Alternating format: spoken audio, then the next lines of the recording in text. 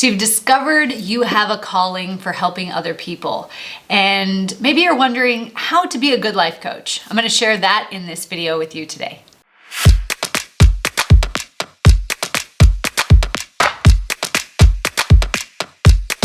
Hi, my name is Tiffany Toombs. I'm a high-performance mindset coach, and I also teach people the tools of NLP and hypnosis to use in their coaching practices.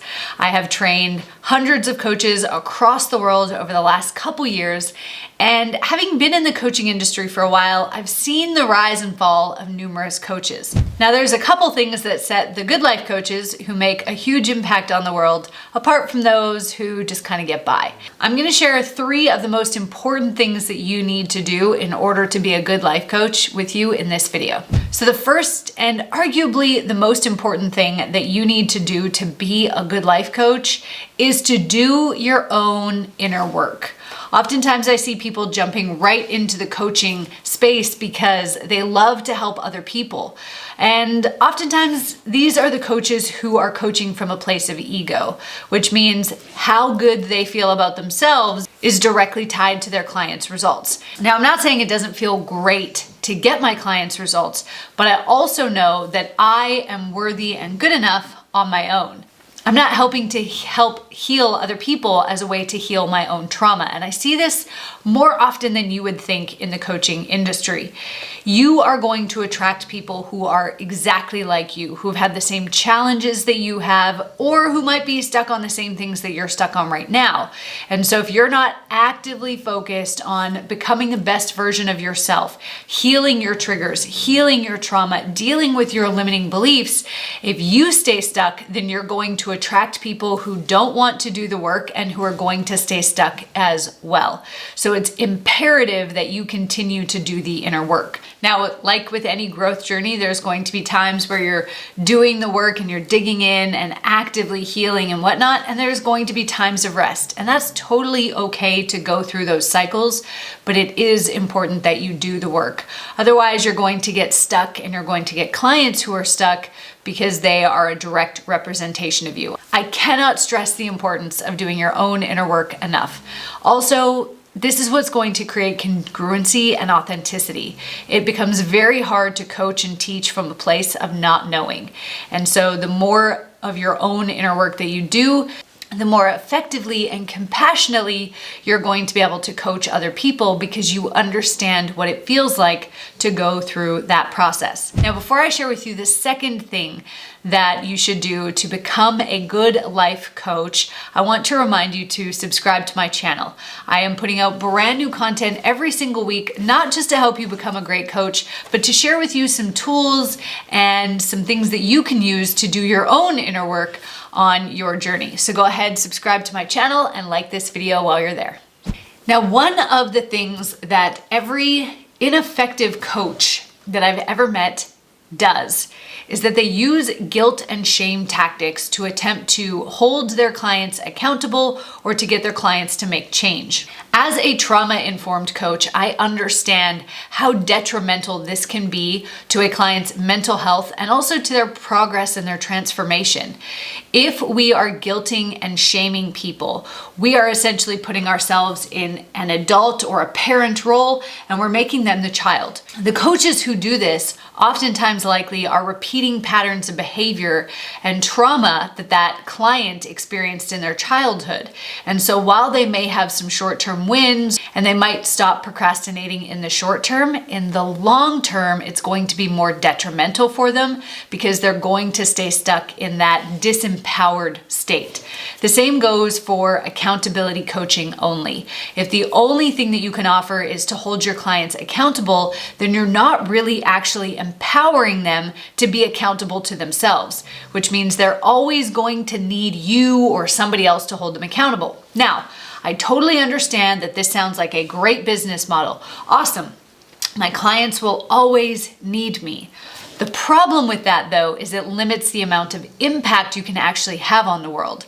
I don't want my clients to need me because then I just feel like a glorified babysitter.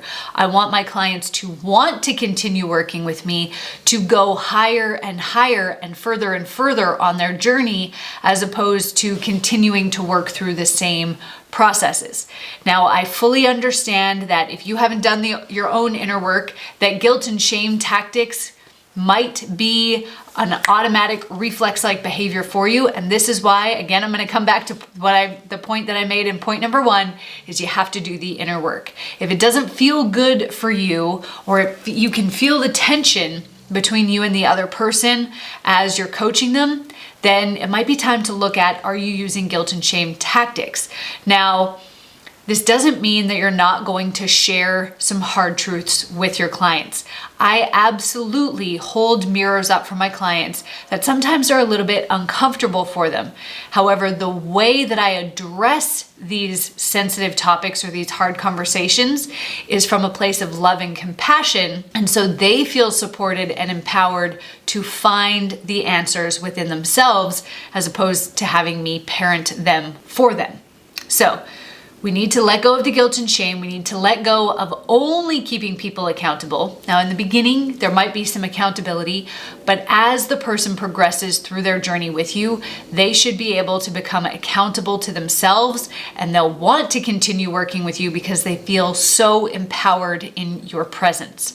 Now, before I share with you the last thing that I highly recommend you do to become a good life coach, I want to hear from you. Have you ever worked with a coach who used guilt and shame tactics to get you to do the behavior or the action that they wanted you to do? This could even be in the sales call. Go to the comments below and let me know how it felt to be on the receiving end of that. I find that when we remember how that feels, we're less likely to repeat that behavior in the future. Now, the last thing that is going to make you a hugely effective and incredibly powerful coach is to have a diverse range of tools in your toolbox. The first coaching program that I went through, it taught a very cookie cutter method to take clients through, and I could only help clients with certain problems. I felt really restricted within this model because it was me telling the client, okay, session 1, we're working on health, session 2, we're working on relationships, and session 3, we're doing this. It didn't allow me the flexibility and the ability to be able to move and adapt to what my clients needed. Now, if you can only take your clients through a specific set of sessions to get them results, then are you truly helping them? People, humans, are so dynamic. And even still on my coaching calls, I might have a specific topic or theme planned for a call, but when I get on the phone, my client might need something different. And so for us to truly be effective in our coaching and to make the impact that we want to make, to help people in the way we want to help them, we need to be able to adjust to what they need. This also means that if you're just coaching from a place of experience and you're giving people advice, if you run across a client who is having an experience that you've never experienced before, you're going to be limited in your capacity to help them. So this is why I highly recommend that people diversify the tools that they have. You might look at getting trained in tools like Reiki or emotional freedom techniques and tapping, or you might look at tools like NLP and hypnosis to help you make dramatic transformations with your clients. Now, because getting results is so important to the quality of our coaching, I have pulled together 5 of the most powerful worksheets that I've created and used to get my clients instant and dramatic transformations and mindset shifts. I've put all of these in a swipe file and I'm going to give them to you absolutely free today. These worksheets are going to help you help your clients reprogram fear, overcome imposter syndrome, and so much more. Now, these swipe files are completely unbranded, so all you have to do is download them to your computer. You can brand them with all of your own branding and use them in your business starting today.